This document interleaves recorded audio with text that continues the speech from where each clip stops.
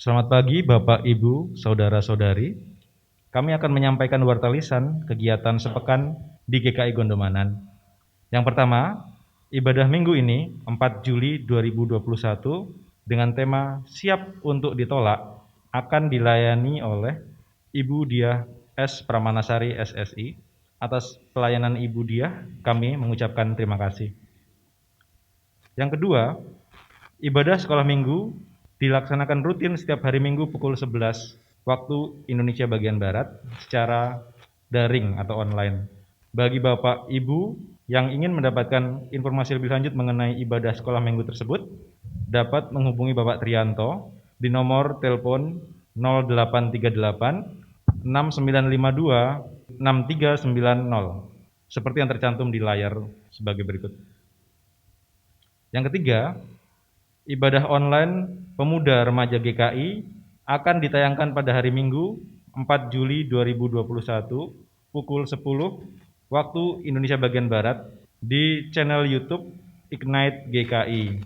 Pelayan ibadah dari Komisi Remaja Pemuda GKI Gondomanan dan GKI Wongso Dirjan akan dipimpin oleh Ibu Diah S. Pramanasari SSI mengambil tema Freeze, Flight, or Fight. Bagi Bapak, Ibu, Saudara-saudari yang menginginkan informasi lebih lanjut mengenai GKI Gondomanan dan berkeinginan untuk mendapatkan warta digital GKI Gondomanan, dapat menghubungi kantor gereja di nomor telepon 0274 376 836 atau nomor WhatsApp 0882 1623 3311 setiap hari dan jam kerja. Jemaat yang terkasih, mari kita siapkan hati kita dengan bersaat teduh sejenak.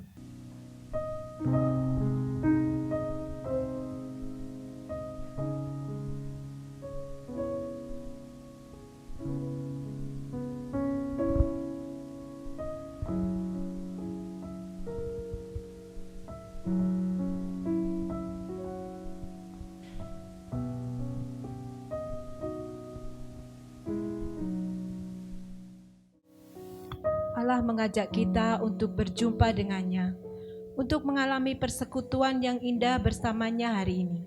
Bapak Ibu yang terkasih, dengan bangkit berdiri, kita pujikan PKJ 13, bait yang pertama dan ketiga, kita masuk rumahnya.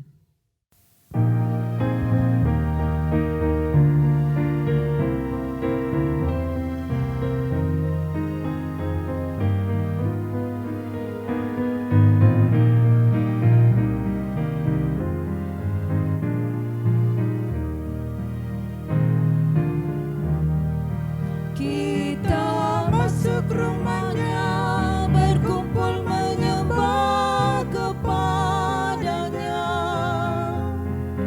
Kita masuk rumahnya, berkumpul menyembah kepadanya. Kita masuk rumahnya, berkumpul menyembah kepada Kristus, menyembah Kristus Tuhan.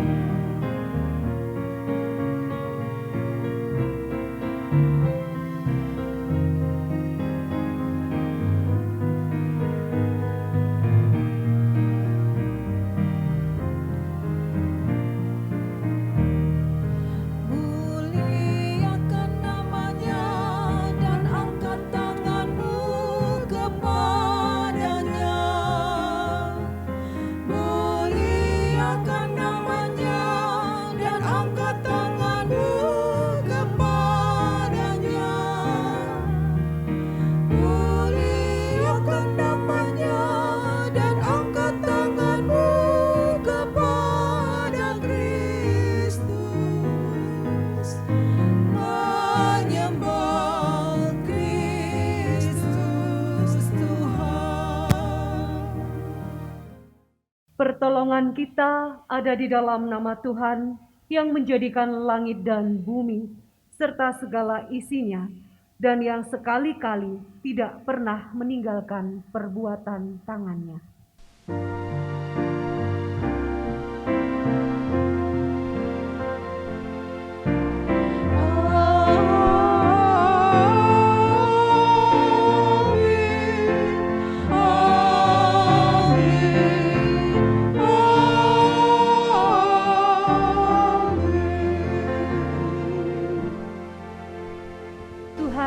menyertai saudara.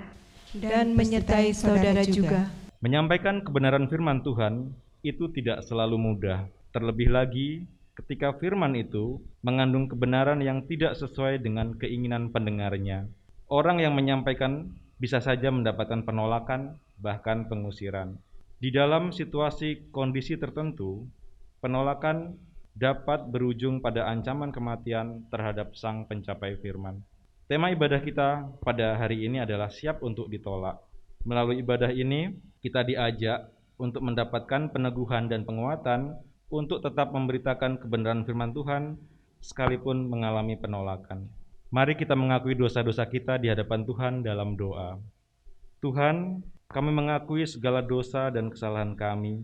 Kami masih sering merasa tertekan, sendirian, lemah dan khawatir jika kami akan memberitakan kebenaran firman-Mu. Bahkan kami sering mengurungkan niat untuk memberitakan kebenaran firman-Mu dan kami memilih diam karena kami takut untuk ditolak oleh orang-orang yang ada di sekitar kami. Kasihanilah dan ampunilah kami, teguhkan dan kuatkan kami ya Tuhan. Di dalam nama Tuhan Yesus kami memohon. Amin.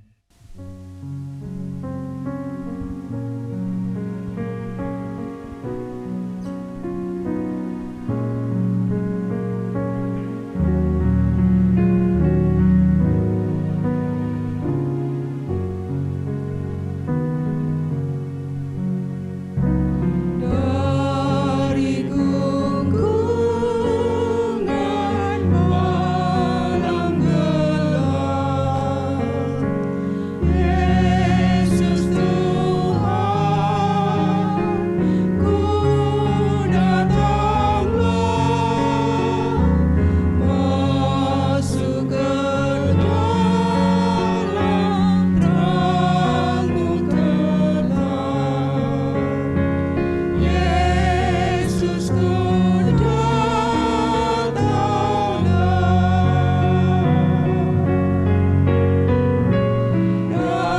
dari sengsara, sakit dan haid, masuk ke dalam kasih ajaib.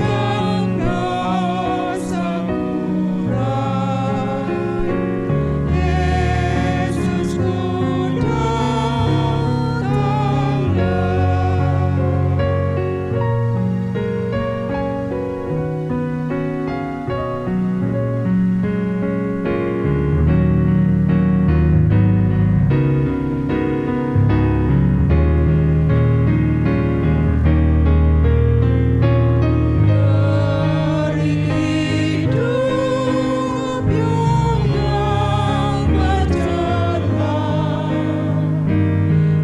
Yesus Tuhan, ku datanglah, masuk ke dalam terang-Mu liang. Yesus ku datanglah,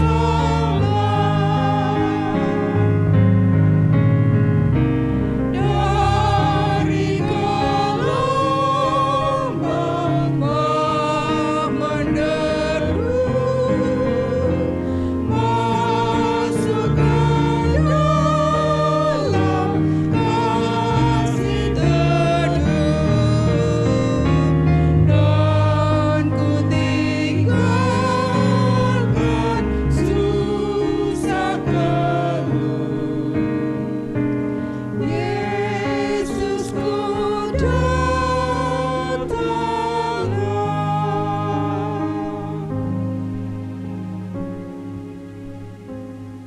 Saya mengundang jemaat untuk bangkit berdiri. Jemaat terkasih, Allah yang Maha Kuasa dengan sukarela memberi pengampunan kepada setiap orang yang menyesali dosanya. Bagi kita, Tuhan memberikan anugerahnya di dalam berita anugerah yang diambil dari Matius pasal 11 ayat 28 dan 29 yang demikian sabdanya. Marilah kepadaku semua yang letih lesu dan berbeban berat. Aku akan memberi kelegaan kepadamu.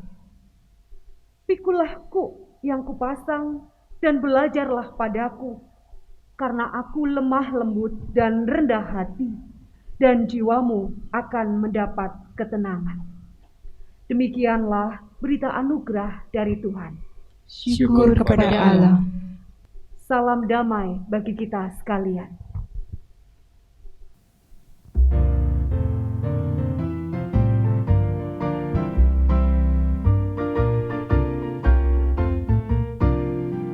Hidung yang merdu di hatiku, Yesus membisikkannya. Jangan takut, ku bersamamu dalam kancah dunia. Yesus, nama Yesus, indah dan merdu, memberikan hidup yang mengisi hidupku.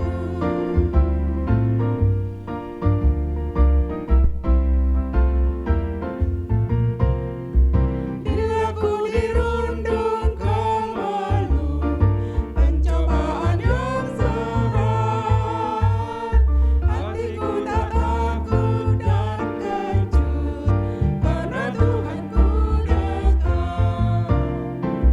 Yesus, nama Yesus, indah dan merdu, memberikan hidup yang mengisi hidupku. Jemaat dipersilahkan duduk. Mari jemaat Tuhan, sebelum bersama-sama kita mendengar firman Tuhan, kita terlebih dahulu memohon pertolongan Roh Kudus untuk menerangi hati pikiran kita, agar kebenaran firman-Nya mampu kita terima dan kita dimampukan untuk melakukan dalam kehidupan sehari-hari. Mari kita menghadap Tuhan di dalam doa. Kami bersyukur Tuhan untuk setiap hari baru yang Tuhan berikan bagi kami. Kami bersyukur untuk kehidupan yang masih Tuhan percayakan kepada kami. Di dalam syukur kami saat ini Tuhan, kami datang kepadamu, memohon kiranya Tuhan berkenan hadir di tengah-tengah kami, ada di dalam ibadah kami, bersama dengan keluarga kami, bersama dengan orang-orang yang kami kasihi dan yang mengasihi kami. Tuhan, saat ini kami hendak mempersiapkan hati dan pikiran kami untuk mendengar kebenaran firman-Mu. Mari Bapa, Engkau berkenan menyatakan apa yang Bapa kehendaki untuk kami lakukan di dalam kehidupan kami. Terangilah kami dengan Roh Kudus-Mu, agar kami mau Tuhan bentuk, agar kami tidak mengeraskan hati kami, agar kami tidak mencari pembenaran terhadap firman yang mungkin akan menegur bagian dalam kehidupan kami. Bapa, urapi juga hamba-Mu yang akan menyampaikan kebenaran firman-Mu saat ini. Kiranya Tuhan Kau berkenan menutup bungkus hamba-Mu ini dengan kuasa-Mu, sehingga setiap kata yang boleh keluar dari mulut hamba-Mu ini sungguh-sungguh menjadi perkenanan Tuhan dan mendatangkan berkat bagi setiap kami yang mendengarkannya. Berfirmanlah Tuhan bagi setiap kami bersedia untuk menerimanya. Di dalam Kristus Yesus kami berdoa dan memohon. Amin. Jemaat yang terkasih, pembacaan firman Tuhan pada pagi hari ini diambil dari Markus pasal 6 ayat 1 sampai dengan ayatnya yang ke-13. Markus pasal 6 ayat 1 sampai dengan 13. Bacaan kita pada pagi hari ini terdapat dua judul perikop di mana Yesus ditolak di Nazaret dan kemudian selanjutnya Yesus mengutus ke-12 rasul. Demikian sabda Tuhan. Kemudian Yesus berangkat dari situ dan tiba di tempat asalnya. Sedang murid-muridnya mengikuti dia. Pada hari Sabat, ia mulai mengajar di rumah ibadat dan jemaat yang besar takjub ketika mendengar dia Dan mereka berkata, dari mana diperolehnya semuanya itu? Hikmat apa pula kah yang diberikan kepadanya? Dan mujizat-mujizat yang demikian, bagaimanakah dapat diadakan oleh tangannya? Bukankah ia ini tukang kayu, anak Maria, saudara Yakobus, Yoses, Yudas dan Simon? Dan bukankah saudara-saudaranya yang perempuan ada bersama kita? Lalu mereka kecewa dan menolak dia. Maka Yesus berkata kepada mereka, seorang nabi dihormati di mana-mana, kecuali di tempat asalnya sendiri, di antara kaum keluarganya dan di rumahnya. Ia tidak dapat mengadakan satu mujizat pun di sana, kecuali menyembuhkan beberapa orang sakit dengan meletakkan tangannya atas mereka. Ia merasa heran atas ketidakpercayaan mereka. Lalu Yesus berjalan keliling dari desa ke desa sambil mengajar. Ia memanggil ke-12 murid itu dan mengutus mereka berdua-dua. Ia memberi mereka kuasa atas roh-roh jahat dan berpesan kepada mereka supaya jangan membawa apa-apa dalam perjalanan mereka kecuali tongkat, roti pun jangan, bekal pun jangan, uang dalam ikat pinggang pun jangan. Boleh memakai alas kaki, tetapi jangan memakai 2 baju. Katanya selanjutnya kepada mereka, kalau di suatu tempat kamu sudah diterima dalam suatu rumah, tinggallah di situ sampai kamu berangkat dari tempat itu. Dan kalau ada suatu tempat yang tidak mau menerima kamu, dan kalau mereka tidak mau mendengarkan kamu, keluarlah dari situ dan kebaskanlah debu yang di kakimu sebagai peringatan bagi mereka. Lalu pergilah mereka memberitakan bahwa orang harus bertobat, dan mereka mengusir banyak setan dan mengoles banyak orang sakit dengan minyak dan menyembuhkan mereka. Demikianlah firman Tuhan. Yang berbahagia adalah setiap kita yang mendengar, memelihara, terlebih berbahagia ketika kita dimampukan untuk melakukan dalam kehidupan sehari-hari. Haleluya. Haleluya,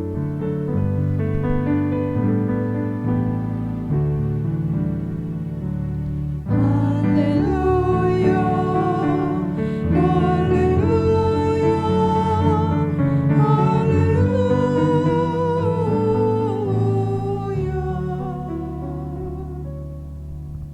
Selamat pagi jemaat yang terkasih yang saat ini beribadah bersama-sama di rumah masing-masing. Tetap semangat, tetap sukacita sekalipun mungkin keadaan di sekitar kita sedikit membuat kita khawatir, sedikit membuat kita takut begitu ya. Ya, Bapak Ibu Saudara yang terkasih, siapa di antara kita yang pernah ditolak? Ditolak jadi teman, ditolak jadi pacar misalnya untuk anak-anak pemuda, atau mungkin yang dewasa muda, ditolak menjadi menantu, ditolak dalam pekerjaan, atau mungkin ditolak untuk kenaikan jabatan dalam pekerjaannya gitu. Atau mungkin ditolak ketika hendak berbuat baik pada orang lain. Nah Bapak Ibu, ketika menghadapi penolakan, kira-kira apa yang Bapak Ibu Saudara rasakan? Kecewa, jengkel gitu ya, marah. Nah, berbicara tentang sikap marah, jengkel, kecewa karena ditolak, saya juga punya pengalaman Bapak Ibu Saudara. Saya mengalami penolakan. Ketika itu ya sudah 11 atau 12 tahun yang lalu, ketika saya ingin berproses kependetaan di sebuah gereja. Kala itu memang saya masih menyandang status janda baru begitu. Kebetulan ketika itu teman satu lingkungan kerja almarhum suami saya menjadi panitia dalam pemanggilan pendeta kala itu gitu. Dan ketika teman almarhum suami saya ini tahu bahwa saya ikut dalam proses pencalonan di gerejanya, kemudian dia menemui saya dan teman suami saya ini bilang ke saya, saya lihat di daftar kamu mau ikut proses ya di gerejaku, dia bilang begitu. Saya bilang, iya mas, gimana? Kemudian teman suami saya ini mengatakan begini, waduh dia, kalau kamu mau ikut proses di gereja saya kok kayaknya agak susah. Lah kenapa? Begini dia, kami punya klasifikasi bahwa yang ikut pencalonan di gereja kami ini adalah orang yang sudah harus berkeluarga, dia mengatakan begitu. Bapak Ibu Saudara, ketika mendengar apa yang disampaikan teman suami saya ini, spontan reaksi saya kala itu adalah saya kecewa. Bahkan saya agak marah begitu. Dan kala itu saya membalas omongan orang itu dan yang saya anggap sudah agak melukai saya begitu ya. Dalam hati saya lah, kan saya juga sudah berkeluarga. Saya sudah punya anak juga gitu. Hanya memang posisi saya sekarang memang timpang, tidak ada suami begitu. Bu ya dalam pikiran saya kala itu, Bu yo mikir gitu loh. Saya baru 3 bulan ditinggal suami saya. Hanya karena untuk supaya bisa ikut proses kependetaan di gerejanya, saya harus menikah. Lah ini nak, saya sempat berpikir ini gendeng itu gitu ya. Orang gila Pak, baru ditinggal suami 3 bulan, kemudian saya cepat-cepat mencari suami baru begitu.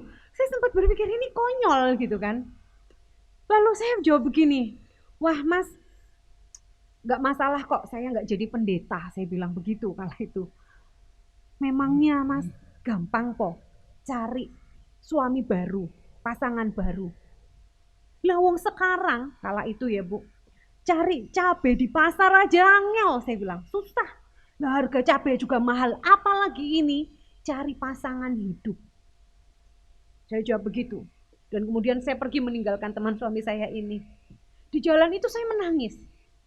Saya mulai kecewa, saya mulai marah dengan keadaan saya. Nah, akhirnya kala itu saya kemudian marah dengan Tuhan.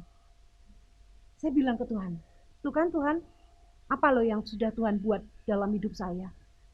Ketika saya mencoba mengikuti skenario Tuhan, saya mencoba untuk menerima kenyataan bahwa oke lah, Tuhan lebih sayang suami saya, Tuhan panggil suami saya lebih dahulu, dan Tuhan memandang saya mampu menjalani kehidupan saya akan menjalani kehidupan saya, dan saya akan mengabdikan hidup saya untuk melayani Tuhan.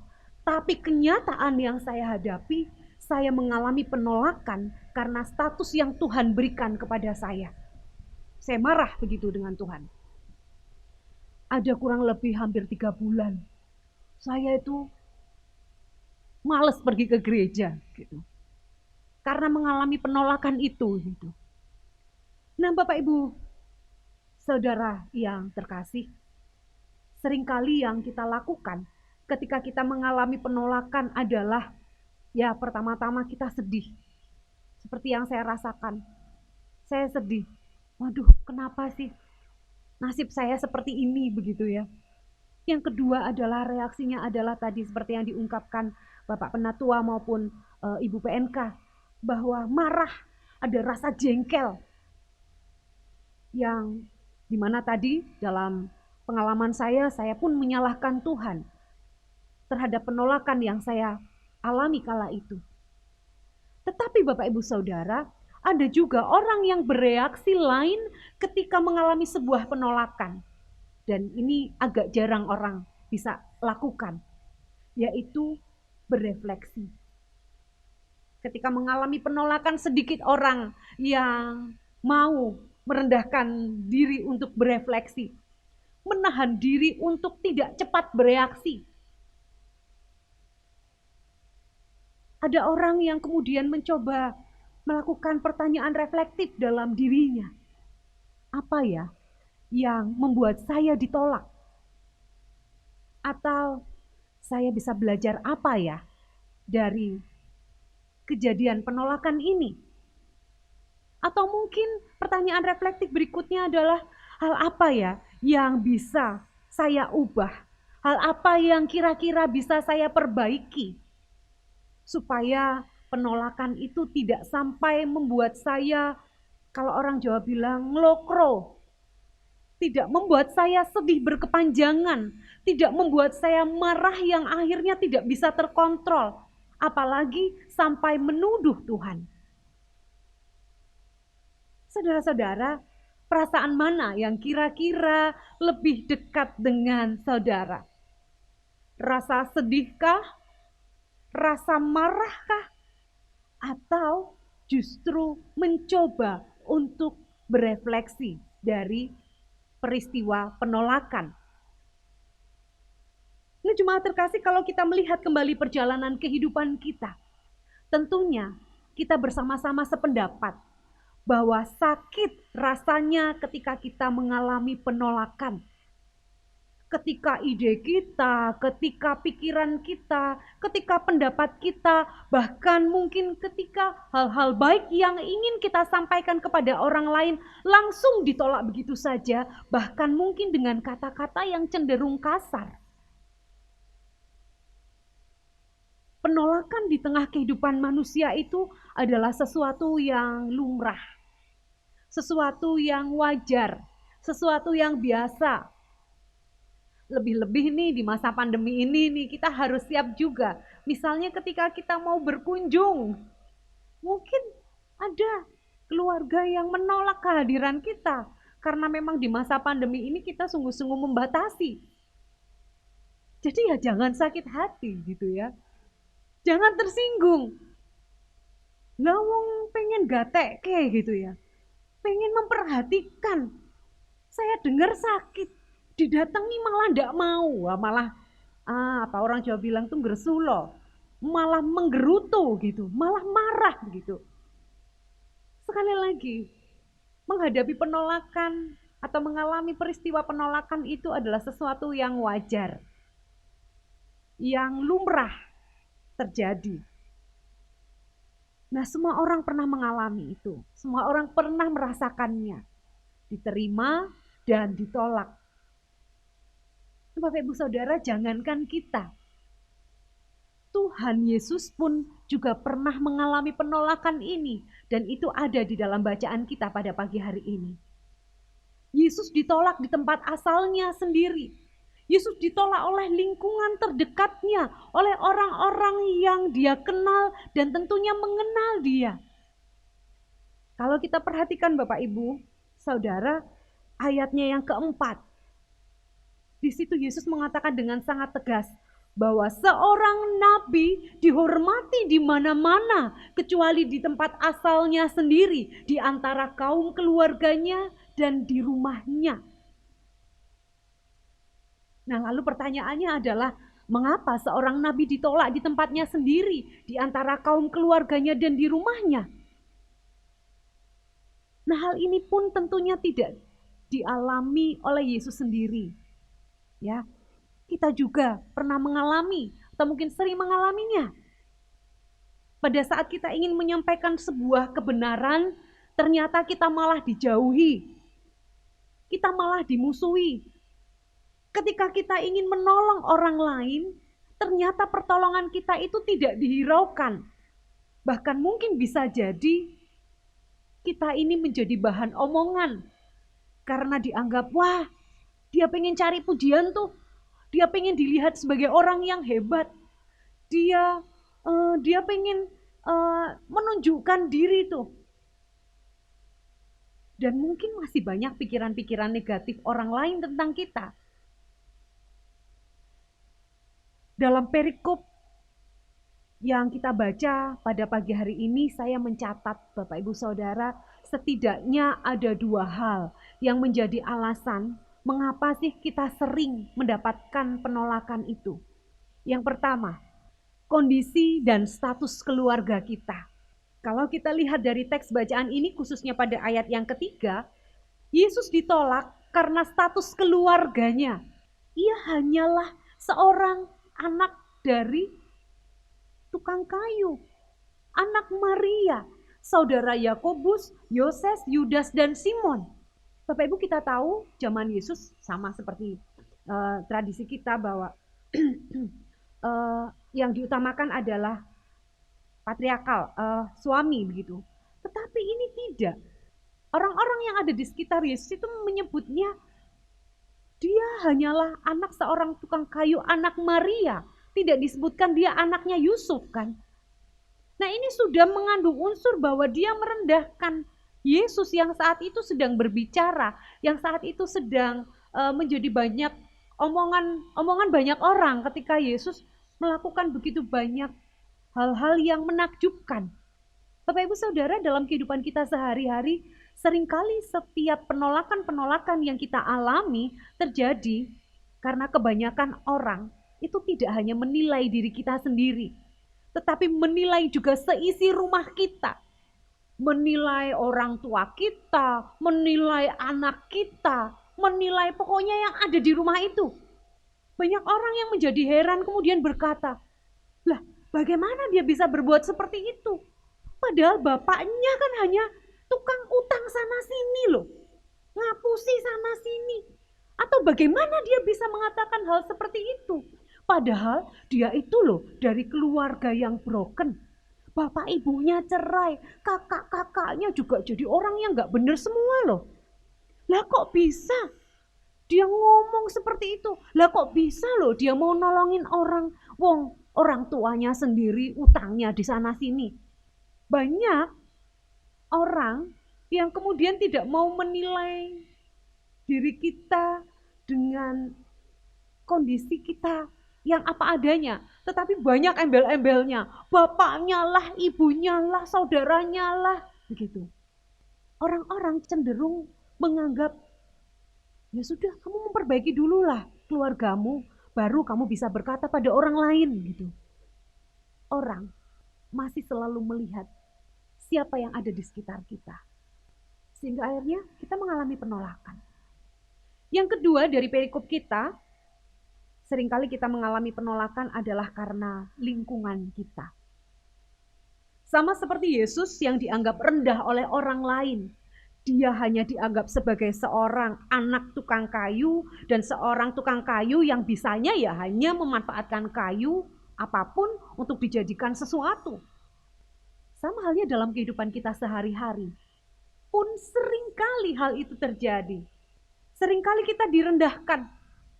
Saya Bapak Ibu, terus terang awal-awal menyandang status janda itu saya merasakan hal yang dimana masyarakat masih memandang sebelah mata terhadap status seorang janda.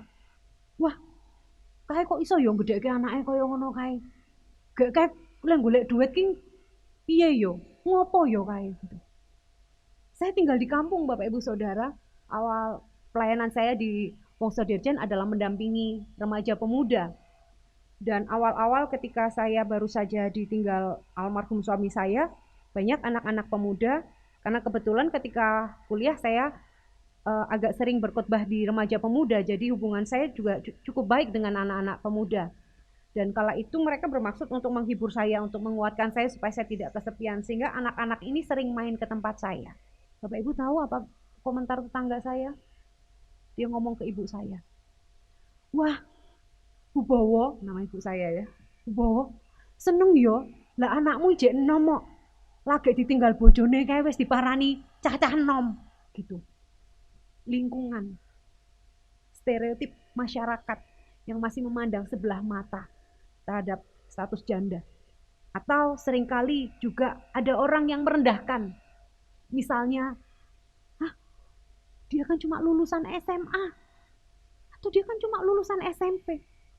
Kita dianggap tidak bisa melakukan hal besar seperti yang dilakukan oleh orang-orang yang sudah sarjana, atau orang-orang yang memiliki kedudukan tinggi. Atau orang beranggapan, bukankah kita berasal dari suku ini dan tidak bisa melakukan hal itu? Hal-hal seperti inilah yang biasa terjadi dalam kehidupan kita.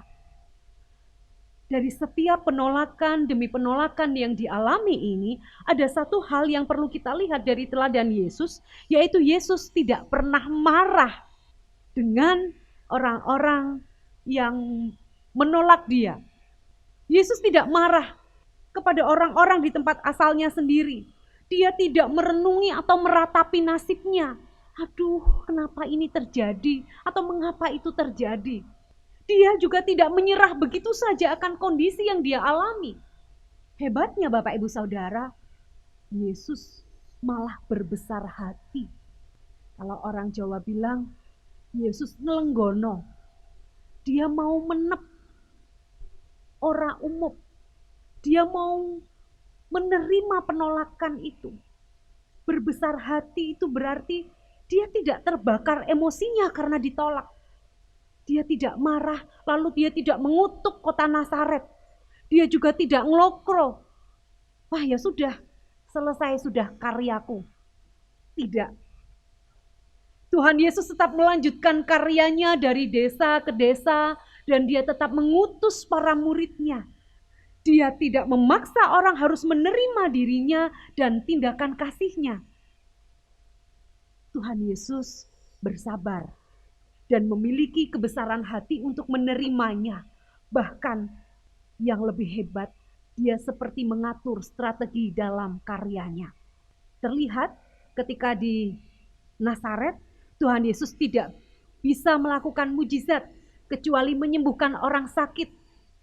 Tetapi di tempat lain, 12 orang murid Yesus ini, dia bisa melakukan karya-karya yang tidak Yesus kerjakan. Bisa mengusir setan dan banyak orang disembuhkan. Bapak Ibu Saudara, ini menjadi pelajaran bagi kita bersama. Bahwa ketika kita menerima tindakan kasih dengan tulus, kita bisa menjadi jalan mujizat. Sebaliknya, mujizat sulit terjadi bagi mereka yang terlebih dahulu menolak kehadiran Yesus. Pada akhirnya di dalam perikop yang kedua, Yesus mengutus ke-12 muridnya untuk mengajar di situ.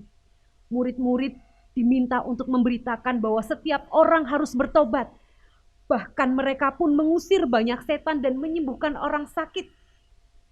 Dengan demikian dapat terlihat bahwa penolakan yang dialami Yesus justru dia manfaatkan untuk membangkitkan semangatnya dan juga semangat murid-muridnya untuk terus mengajarkan kebenaran bagi orang-orang di sekitarnya. Namun demikian, kalau kita perhatikan, penolakan yang kita alami memang tidak dapat dibandingkan dengan penolakan yang Yesus alami. Penolakan juga Yesus alami lebih berat daripada penolakan yang kita rasakan, kita alami. Tetapi pada saat yang sangat berat, saat itu Yesus mampu untuk bertahan dan menghalau semuanya. Saudara terkasih, ada sebuah cerita tentang seorang gadis kecil yang umurnya masih 8 tahun. Dia menulis surat nih untuk guru sekolah minggunya. Dalam surat itu dia bertanya, "Kakak, bagaimana caranya supaya ayahku mau menyimpan foto diriku di dompetnya?" Dia berkata bahwa selama ini ayahnya membawa foto adik laki-lakinya dalam dompet. Yang ternyata wajah adik laki-lakinya ini mirip sang ayah. Juga ada foto saudari perempuannya yang cantik, yang umurnya 15 tahun. Dan namun ketika gadis yang berumur 8 tahun ini memberikan foto dirinya kepada sang ayah ini malah memasukkan fotonya ini ke laci. Dan di situ si anak ini merasa bahwa dirinya tidak cukup cantik untuk ayahnya. Sehingga ayahnya kemungkinan malu untuk memamerkan foto anaknya ini di dompetnya. Lalu guru sekolah minggu yang membaca surat ini merasa begitu tersentuh, merasa sangat kasihan. Dan dia mencoba untuk bertemu dengan ayah anak ini dan berbicara kepada ayahnya. Lalu guru sekolah minggu ini ngomong nih ke ayah si anak ini, "Bapak, sebelumnya saya minta maaf Pak. Saya dikirimi surat oleh anak Bapak yang mengatakan kalau dia sangat sedih karena foto dirinya itu sama Bapak dimasukkan di laci. Sementara dia melihat ada foto adik dan kakaknya itu tersimpan di dompet Bapak. Mohon maaf Bapak, apakah Bapak sengaja melakukannya?" Si ayah ini kemudian terkejut dan dia cepat-cepat memanggil anak ini dan kemudian Bapak ini menggendong si anak ini. Lalu ayahnya ini mengeluarkan handphone. Di pangku anaknya, dia keluarkan HP-nya, dan kemudian dia menunjukkan kepada anaknya. Dan ternyata foto anaknya ini selalu ada di layar HP sang bapak. Dijadikan wallpaper oleh bapaknya. Sehingga setiap kali ayahnya ini membuka HP-nya, maka pertama kali yang dilihat oleh si bapak ini adalah foto si anak yang berumur 8 tahun ini tadi. Bapak Ibu Saudara, dari kisah ini dapat kita lihat bahwa memang tidak enak rasanya jika keberadaan kita itu tidak diakui oleh orang lain. Tidak enak kalau keberadaan kita ini tidak diakui oleh komunitas kita. Tidak enak rasanya keberadaan kita itu seperti ditolak dari orang-orang yang ada di sekitar kita. Namun, di dalam keadaan seperti itu, ternyata kita masih memiliki Bapa yang selalu menyimpan foto kita masing-masing, yang selalu melihat kita. Bapa yang tidak pernah melupakan kita ataupun meninggalkan kita dalam setiap kesulitan yang kita alami. Karena apa? Karena Dia adalah Bapa kita. Dia tahu apa yang harus Dia kerjakan dalam kehidupan kita. Dan hanya satu yang Dia minta dalam kehidupan kita, yaitu agar kita selalu percaya kepadanya dan mengimani setiap rancangan kehidupan yang kita jalani saat ini. Jemaat yang mengasihi Tuhan, kalau kita perhatikan dalam kehidupan kita sehari-hari, saat ini keberadaan kita sebagai orang Kristen seringkali ditolak oleh masyarakat. Misalnya, kita dapat melihat kenyataan bagaimana sulitnya untuk membangun gereja di beberapa tempat di Indonesia. Bahkan sampai ada gereja-gereja yang ditutup. Atau bagi kita yang bekerja, seringkali ketika akan melamar pekerjaan ataupun akan mengupayakan supaya bisa naik pangkat dari pekerjaan kita, hal pertama yang dilihat adalah agamanya. Biasanya di banyak kantor-kantor pemerintahan, agama non-Kristen sangat diutamakan untuk mendapatkan posisi yang nyaman. Tuhan Yesus adalah figur teladan bagi para pemimpin dan tentunya bagi kita semua. Beratnya tugas yang diemban oleh Yesus sudah mulai tampak ketika Dia ditolak oleh orang-orang di kampung halamannya sendiri. Padahal mereka adalah orang-orang yang cukup mengenal Yesus dan Yesus sangat juga mengenal orang-orang itu. Tetapi justru merekalah yang kini berusaha melemahkan semangat Yesus. Tetapi Yesus adalah pribadi yang berpandangan luas. Keselamatan bukan hanya untuk orang-orang tertentu saja, tetapi bagi semua orang. Meskipun berkarakter pemimpin, Dia tidak memaksa orang lain untuk percaya kepadanya. Dia hendak membuka mata semua orang bahwa apa yang dinubuatkan oleh para nabi kini telah terlaksana. Roh Tuhan yang ada padanya, Dialah yang terurapi. Dialah Sang Kristus yang diutus untuk memberitakan kabar gembira. Dalam pengalaman kita ditolak orang lain, bahkan oleh orang-orang yang terdekat dengan kita, kita tidak perlu kecewa jika kita ditolak karena menegakkan kebenaran sesuai dengan iman Kristen kita. Lebih baik kita bersikap menep, kalau orang Jawa bilang, kita mau sejenak mencoba merefleksi diri kita dan berbesar hati. Kita harus terus menyuarakan suara kenabian. Kita harus terus menggemakannya pada zaman sekarang ini. Marilah kita mengingat juga bahwa Tuhan Yesus juga pernah ditolak, bahkan sampai menderita dan mati di kayu salib. Tetapi justru melalui peristiwa itu, Dia diangkat oleh Bapa menjadi penguasa atas dunia ini. sebagai pengikut Kristus, kita pun seharusnya meneladani Tuhan Yesus.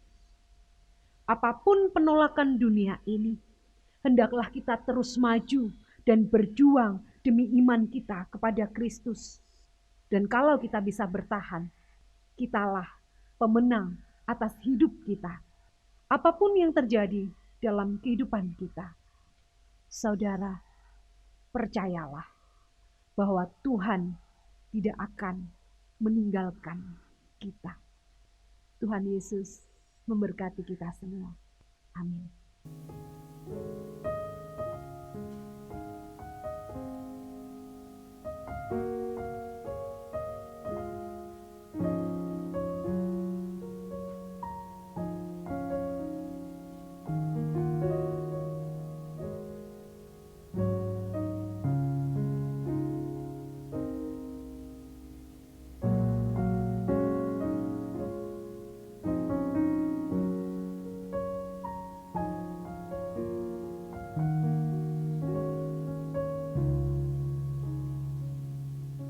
Saya undang jemaat untuk bangkit berdiri bersama dengan umat Allah di masa lalu, masa kini, dan masa depan. Kita ikrarkan pengakuan iman rasuli kita.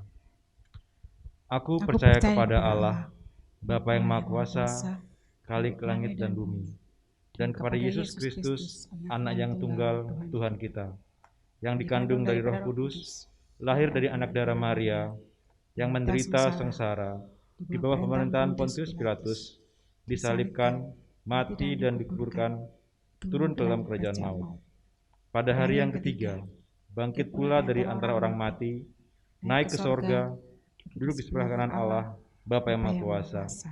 Dan dari sana ia akan datang untuk menghakimi orang yang hidup dan yang mati. Aku percaya kepada Roh Kudus, gereja yang kudus dan am, persekutuan orang kudus, pengampunan dosa, kebangkitan orang mati, dan hidup yang kekal.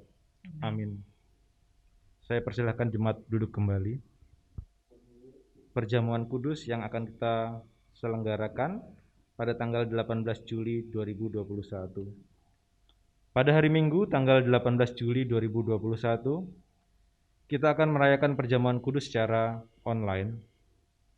Untuk menyambut dan ikut serta dalam perayaan itu, marilah kita mempersiapkan diri kita secara bersama-sama dengan merenungkan beberapa pertanyaan di bawah ini. Apakah saudara benar-benar rindu untuk berjumpa secara pribadi dengan Kristus? Apakah saudara menghayati bahwa seluruh kehidupan dan karya Kristus, yaitu kelahirannya, pelayanannya, penderitaannya, kematiannya, kebangkitannya, kenaikannya ke sorga, sampai dengan kedatangannya kembali, terkait erat dengan kehidupan saudara dalam hidup berjemaat, keluarga, masyarakat, dan dalam pekerjaan saudara? Apakah saudara menghayati bahwa saudara adalah anggota tubuh Kristus yang saling mengasihi seorang terhadap yang lain? Dan maukah saudara berkorban dan menjadi berkat bagi sesama, serta memperjuangkan damai sejahtera di muka bumi? Kiranya Roh Kudus menolong kita semua dalam mempersiapkan diri untuk merayakan perjamuan kudus pada tanggal 18 Juli 2021 mendatang. Pelayanan perjamuan kudus ini juga mengundang anak-anak yang telah menerima sakramen baptis untuk turut serta. Dimohon agar orang tua dapat mempersiapkan anak-anak untuk ikut serta dalam perjamuan kudus. Jemaat harap menyiapkan sarana perjamuan kudus secara mandiri berupa roti tawar. Selain roti tawar, juga bisa menggunakan alternatif lain berupa ubi rebus ataupun nasi putih. Serta jemaat juga diharapkan untuk menyiapkan anggur. Selain anggur, jemaat juga bisa menggunakan teh ataupun air putih. Demikian pembacaan formulir persiapan perjamuan kudus. Bapak Ibu Saudara, mari bersama-sama kita menghadap Tuhan di dalam doa syafaat. Mari kita berdoa. Bapa, kami sungguh bersyukur untuk sapa firman-Mu bagi setiap kami. Terima kasih Tuhan, firman-Mu saat ini menguatkan kami. Bahkan ketika kami mengalami penolakan yang membuat hati kami sakit sekalipun, kami menyadari justru penolakan itu Tuhan pakai untuk menguatkan dan membentuk karakter kami menjadi pribadi yang mau berefleksi, menjadi pribadi yang mau lenggono, yang mau berbesar hati. Kami menyadari Tuhan, kami tidak mungkin bisa menyenangkan hati banyak orang. Pun ketika kami berbuat baik sekalipun, ada berbagai macam penolakan yang kami rasakan. Namun biarlah itu tidak menyurutkan diri kami untuk terus melakukan kebaikan. Karena kami tetap ingin menunjukkan bahwa Kristus hidup di dalam kami. Kami tetap ingin setiap orang yang mengenal kami mampu melihat Kristus yang hadir. Tuhan, terus teguhkanlah kami untuk kami berani menyuarakan kebenaran Tuhan bagi sesama kami. Berkati kami, baik tutur kata maupun perbuatan kami, agar kami tidak ragu untuk terus menyuarakan suara kebenaran di tengah-tengah kehidupan di mana Tuhan menempatkan kami. Bapa di dalam kerajaan surga, bersama dengan jemaat-Mu di GKI Gondomanan ini, kami sujud tersungkur, memohon pertolongan Tuhan atas keadaan yang saat ini membuat kami takut, membuat kami khawatir, membuat kami cemas. Dengan kondisi pandemi yang semakin orang banyak terpapar, semakin banyak orang, bahkan orang-orang yang kami cintai pun meninggalkan kami. Karena virus COVID-19 ini telah merenggut orang-orang yang kami cintai. Tolong Tuhan, hiburkan setiap keluarga yang harus kehilangan orang-orang yang mereka cintai. Tolong juga Tuhan, kuatkan iman percaya saudara-saudara kami yang saat ini mungkin masih tengah berjuang untuk melawan virus dalam tubuhnya. Tuhan, biarlah Engkau tetap memberikan pengharapan. Jikalau yang lalu Tuhan sudah melakukan banyak hal dalam kehidupan kami percaya Tuhan pun akan tetap berkarya, memberikan kesembuhan, memberikan semangat bagi orang-orang, saudara-saudara yang kami cintai, kekasih-kekasih kami yang saat ini tengah menderita sakit. Kami bawa Penatua Hizkia Agung, kami bawa Bapak Sujarmoko. Tuhan, Engkau adalah tabib di atas segala tabib. Biarlah Engkau berkenan menyembuhkan, memulihkan, sehingga para kekasih kami ini dapat kembali beraktivitas. Kami menyerahkan juga saudara-saudara kami lainnya yang tidak dapat kami sebut satu persatu, yang saat ini berada dalam kondisi kelemahan fisik, kelemahan raganya. Biarlah mereka mampu melihat kuasa dan karya Tuhan yang terus bekerja. Kami juga berdoa untuk setiap kami. Biarlah di masa pandemi ini kami tetap mampu menjadi orang-orang yang mau patuh pada protokol kesehatan. Kami tidak egois. Kami mau melakukan hal-hal yang dapat menunjang agar pandemi ini boleh segera berlalu. Tuhan, saat ini kami datang kepadamu membawa pergumulan pribadi lepas pribadi di antara kami. Mari Bapa, Engkau selidiki setiap kami dengan pergumulan kami, karena hanya Engkaulah Allah yang tahu terdalamnya hati kami. Bawalah kami Tuhan di tengah pergumulan kami ini menjadi seorang pemenang, hingga kami mampu melihat kuasa Tuhan yang menjadikan kami mampu melewati badai kehidupan yang saat ini sedang kami rasakan. Bapa, kami berdoa untuk GKI Gondomanan dengan pergumulan pelayanannya. Biarlah Tuhan Kau tetap memberkati para penatua, Kau memberkati setiap jemaat maupun simpatisan yang ada di dalamnya. Biarlah para aktivis yang masih mau ambil bagian dalam kehidupan pelayanan di gereja ini, Tuhan berkati. Tuhan berikan kesehatan. Tuhan tetap hadirkan damai sejahtera dan sukacita dalam hati mereka. Sehingga pelayanan yang mereka lakukan di gereja ini sungguh-sungguh menjadikan saluran berkat bagi siapapun yang merasakan kehidupan bergereja di tempat ini. Tuhan, kami berdoa untuk persiapan perjamuan kudus. Biarlah pribadi kami mau mengoreksi diri, mau sungguh-sungguh mempersiapkan pesta perjamuan yang akan Tuhan undang bagi setiap kami di tanggal 18 Juli nanti.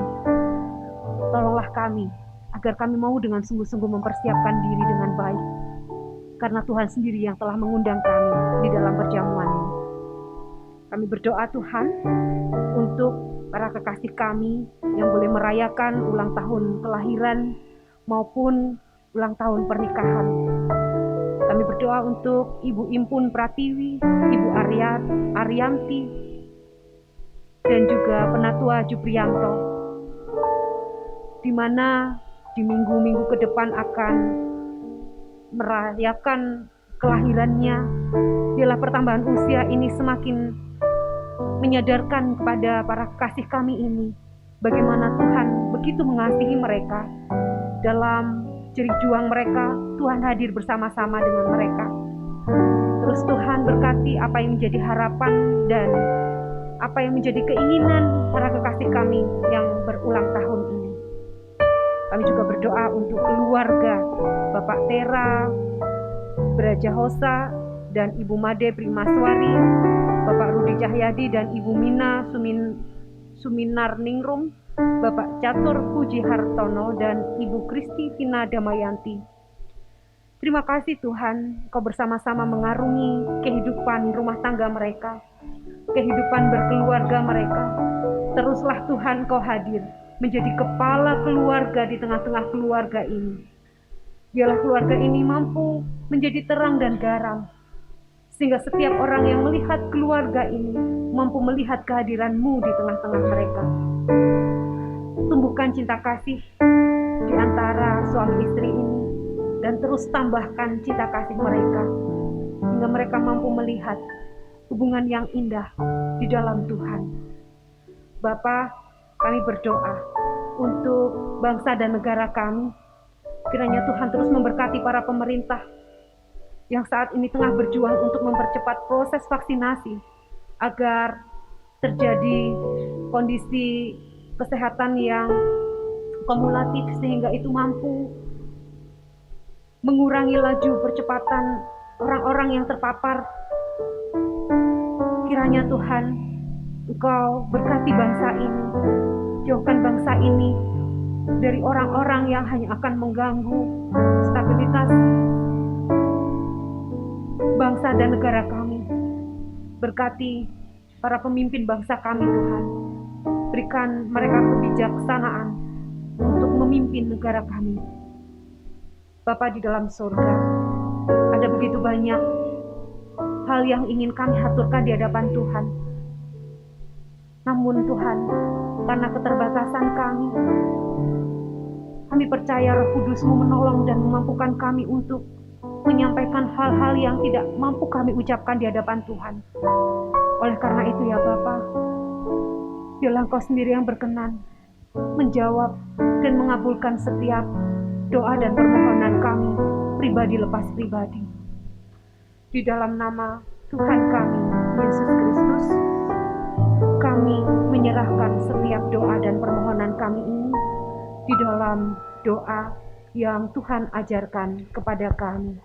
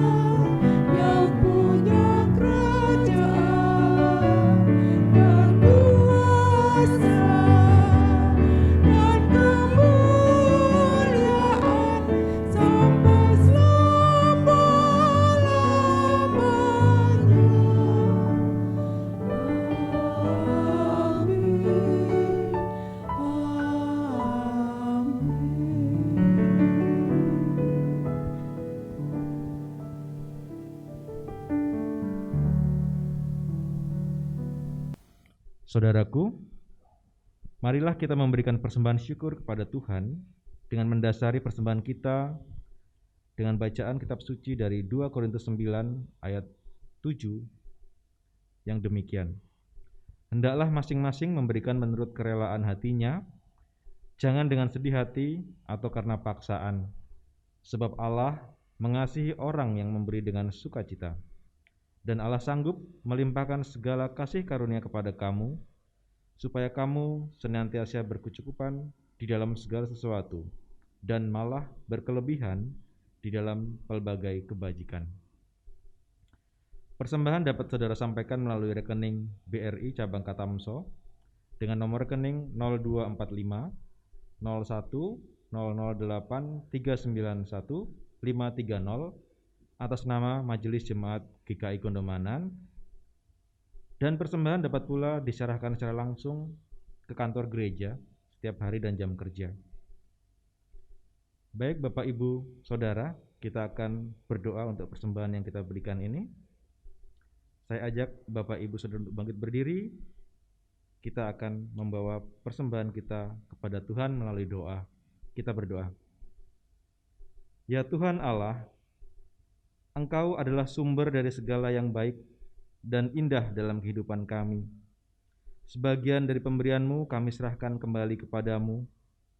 Terimalah persembahan ini ya Tuhan, sebagai tanda pengakuan bahwa Engkaulah yang memiliki tubuh, jiwa, dan roh serta harta yang ada pada kami. Terimalah persembahan ini ya Tuhan, sebagai tanda syukur dan terima kasih, sebab kami sudah menerima sangat banyak dari Tuhan. Terimalah persembahan ini ya Tuhan, sebagai tanda iman, sebab kami percaya Engkau menjamin masa depan dan mencukupkan segala kebutuhan kami, sehingga kami tidak perlu khawatir untuk memberi, berbagi, dan berkorban. Berkatilah persembahan yang kami kumpulkan ini ya Tuhan, untuk keperluan perluasan kerajaan-Mu di dunia ini. Di dalam nama Tuhan Yesus kami berdoa. Amin. Mari Bapak Ibu Saudara, sambil tetap bangkit berdiri, kita tetap teguh memberitakan kebenaran firman Tuhan melalui perkataan dan perbuatan kita, baik diterima atau ditolak, baik didengarkan atau tidak didengarkan. Karena kita diutus bukan tentang seberapa banyak yang menerima atau menolak kita, tetapi seberapa setia kita tetap memberitakan kebenaran di dalam situasi dan kondisi apapun. Kita pujikan NKB 102, sebarkan wartanya.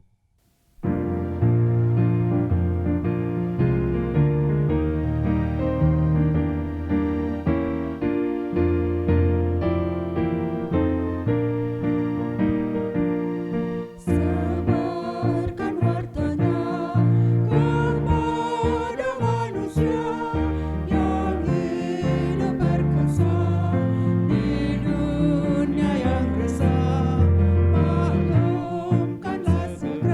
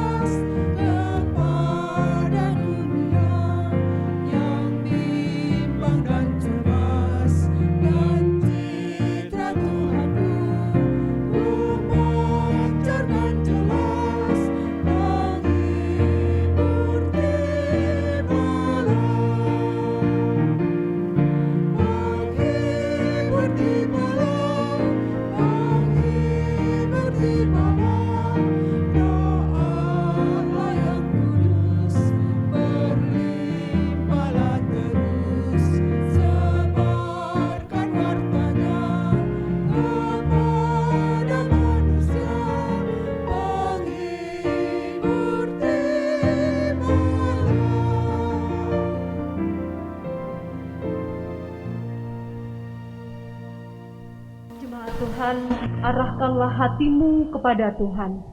Kami mengarahkan hati kami kepada Tuhan. Jadilah saksi Kristus di tengah dunia. Syukur kepada Allah, Terpujilah Tuhan. kini dan selamanya. Sekarang terimalah berkat Tuhan.